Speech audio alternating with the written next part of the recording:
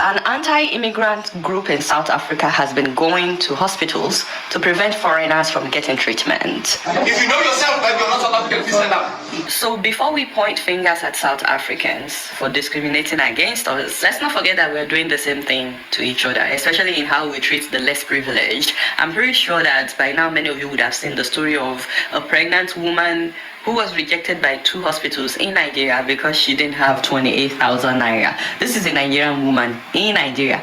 Hi my beautiful people, you're welcome to my channel. If you're new here, my name is Just Cheesy. Guys, this video is the best I've seen so far. When I came across this video, I watched this video to the very end. I was so touched, and when I got to the comment section, it was totally unbelievable. I never knew that my fellow Nigerians could actually reason this way. I never knew that we in Nigeria could actually feel this way. Like, this is my very first time seeing Nigerians standing by South Africans, standing with South Africans. This is actually my very first time seeing Nigerians not speaking against South Africa concerning what is going on in their country. We all know how tough it has been with foreigners living in South Africa, and Nigeria has never for one day agreed that South Africans were right? But this time they all supported South Africans, saying that it's high time we all say the truth, it's high time we face our government. The South African government is doing good for the citizens, and that's why you hardly see the citizens running away from their country to bother others in their own country. That if we can channel our problems, our energies on our own government, that, trust me, everything will be fine. Like, if you go to the comment section, you'll be so shocked and surprised at the same time. So guys, kindly watch this video to the end, and don't forget to drop your comments. Do not forget to drop your comment. Like, the moment I saw this video, the comments, I said, oh my God, well, like, what will even cost us for us to be truthful, for us to be sincere? It won't cost anything. The truth is this: what South Africans are doing in their country, almost all the countries are doing it. It's even worse in our country. It's worse in Nigeria, because we are doing it to our fellow citizens. Like South Africa, they are saying that if you are a foreigner, that you should attend private hospitals, right? But when you come to most countries, they will never attend to you. I'm talking about government hospitals, right? They will never attend to you until you pay a certain amount of money. Last time I posted a video where a Nigerian woman, the woman died in her husband's arms, simply because the hospital refused to attend to her because she did not make any deposits. She didn't come to hospital with money. The husband pleaded and the doctor refused, and the woman died. And now this woman had lost, she lost her twins simply because of money. How much is this money that we are talking about? Very little money. But yet the hospital refused to treat her. They refused to touch her. Now, assuming this thing happened in South Africa, it will be all over everywhere, as if it has never happened in life, as if it's only in South Africa that is happening.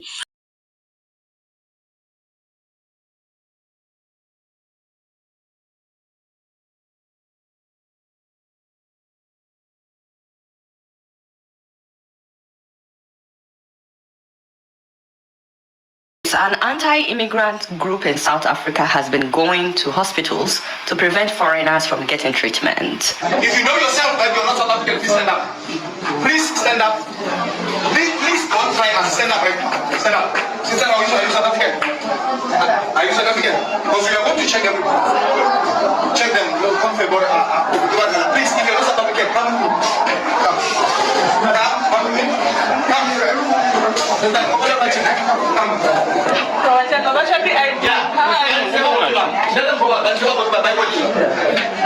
You guys are not South African. Go out. You can go to Unjani, repeat it, or open to the hospital.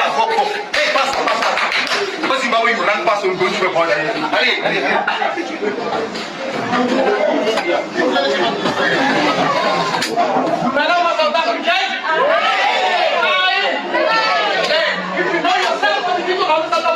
Please stand up. If you know yourself that you're not South African, clinic here we control. All these nurses and doctors, they are here for South Africans. Get them South Africa. Please stand up. Don't try us. Hey, what's this? Hey, what's that? You run past the border again.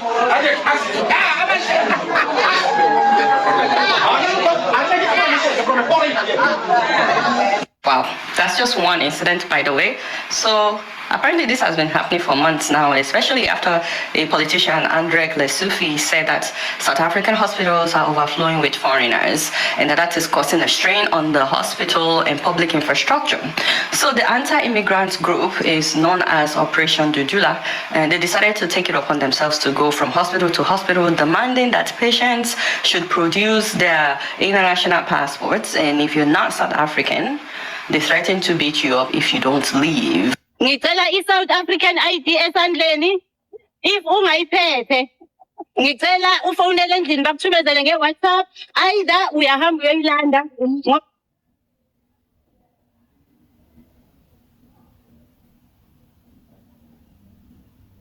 They were demanding the identity documents of anyone wanting to enter. The organization says immigrants should not benefit from state-funded health facilities. This woman showed her Mozambican passport, and Dudula vigilantes refused to allow her in.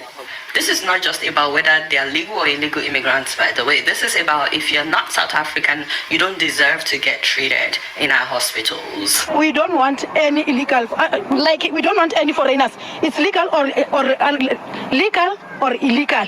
We don't want them to get a health service here because our facilities are limited. Now, keep in mind, I believe that they've been doing this at government hospitals where people are supposed to get free medical care. So they're saying that you don't deserve to get free medical care in our hospital. As for Operation Dudula, this is their argument. South Africa belongs to South Africa, Zimbabwe belongs to Zimbabweans, Nigeria belongs to Nigeria. We will not be having South Africans sidelined just because we're being told about human rights, which never apply in Zimbabwe. We are entitled to everything first. Foreigners must go back home and go to their own hospital. We're trying to protect our facilities in South Africa. We're coming to check the people that are coming in the clinics is originally South Africans. Wow. We don't want South African doctors and nurses to be overwhelmed.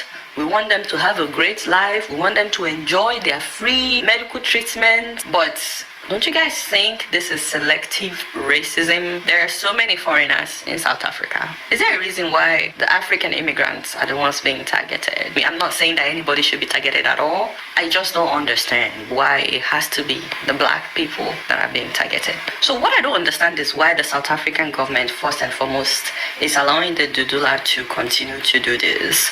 I mean, if Ghanaians have been maltreated by Nigerians in Nigeria, the Nigerian government is expected to take action and stop it immediately. So I think the first thing that worries me as a person is the government of South Africa not doing enough to stop these people. I think the government really needs to call them to order. Before even talking about what they are fighting for or why they are fighting, I don't think it is right for the government to look away while this is happening, because guess what? It's affecting a lot of people. It's affecting sick children. They're turning away sick children. I'm afraid about my baby not getting immunization.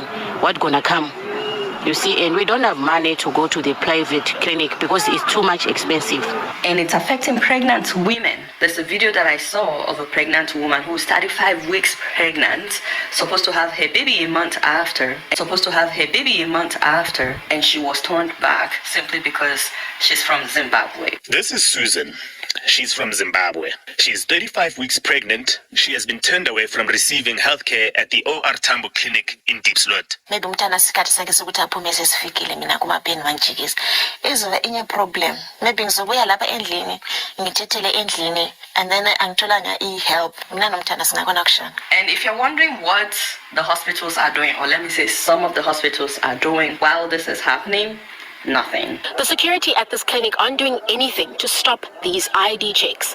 They say it's not part of their job description. Now, I know that so many of you are upset right now with this development. However, I think it's very important to also know that not all South Africans approve of this. In fact, when Operation Dudula protested in July against foreigners and they marched to the office of the Socio-Economic Rights Institute, a lot of human rights organizations in South Africa, we're talking about South Africans, they were there to prevent Operation Dudula from entering that office. Of course, it led to some scuffle, but there are so many South Africans who believe that foreigners are not the problem of South Africa, but corruption in the government of South Africa. All human rights bodies are doing a good job, and what these guys are doing is wrong. So they believe that instead of fighting foreigners, that Operation Dudula should focus on the government. Personally, I think that it's a shame.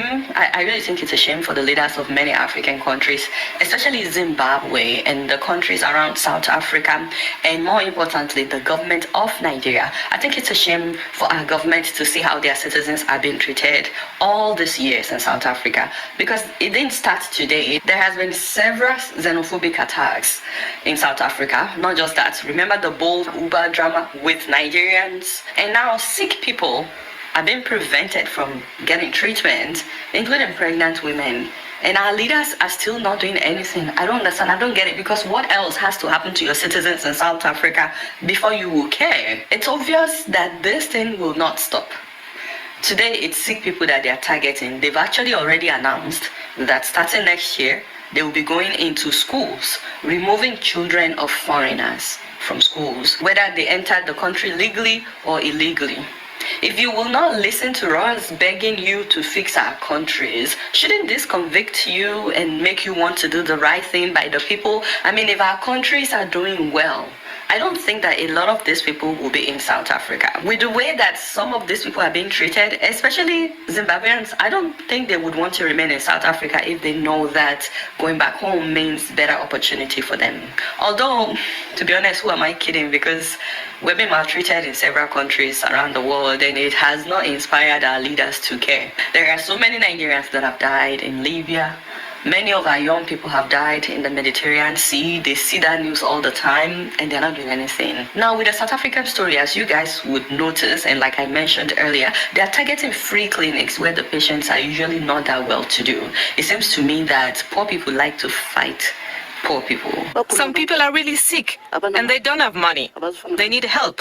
So what will happen if someone dies there? Instead of us coming together to fight the government that makes us poor, we would rather fight each other. So before we point fingers at South Africans for discriminating against us, let's not forget that we're doing the same thing to each other, especially in how we treat the less privileged. I'm pretty sure that by now many of you would have seen the story of a pregnant woman who was rejected by 2 hospitals in Nigeria because she didn't have 28,000 naira. This is a Nigerian woman in Nigeria. And the only reason that we got to know about this woman, by the way, is because of Ondeku Joy. You can find her on TikTok. She was the one that was uploading the video because she was the one that saw this pregnant woman walking by the roadside. And you know what baffles me the most is Asokoro District Hospital. This is a general hospital, asking her to go and get a referral from her previous hospital before they would treat her. You send a heavily pregnant woman to go and get a referral. I mean, why does a woman in labor need a referral to have a baby at any facility?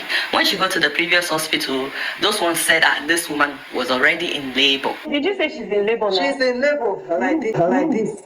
I don't want it. Talk to me. No, no. You've not gotten anything for the baby. And they also did not admit her, by the way. They gave her the referral. And then the Good Samaritan who recorded her video was the one taking her everywhere, by the way. So they went back to Asokoro General Hospital. Somebody that nurses had already confirmed was in labor. And we saw a video of her struggling to climb stairs at the Asokoro Hospital. And I'm like, how? A pregnant, heavily pregnant woman in labor. Nobody thought to bring her a wheelchair. How? Somebody carrying twins. And then they told them to go and do registration first. Like, hey, God. And then after doing registration and everything, that is when the doctors now told them there was no bed, that they have to go to another hospital. And that was the first time that we see them put her on a wheelchair as she was going downstairs. And they still did not take this woman to another hospital by ambulance. I don't know if it was Uber or Bolt, but the Good Samaritan was the one taking her to another hospital. Guess what happened? When they got to Maitama Hospital, they told them the beds there were also filled up. How many hospitals now? Remember, she had one hospital that referred her to Asokoro. Now Asokoro referred her to Maitama. And now Maitama also said their beds were full. And that is when they went to the National Hospital, where she was finally accepted. They took her in the labor room, and of course, she ended up losing both children. She lost both babies. I can't even tell you how upset I am about this whole story. But guess what they told her? They said both babies had died days ago, even before she went to the hospital. They said, since I'm feeling as a neighbor, that I don't have the money to come now, that they have already died inside me for some days.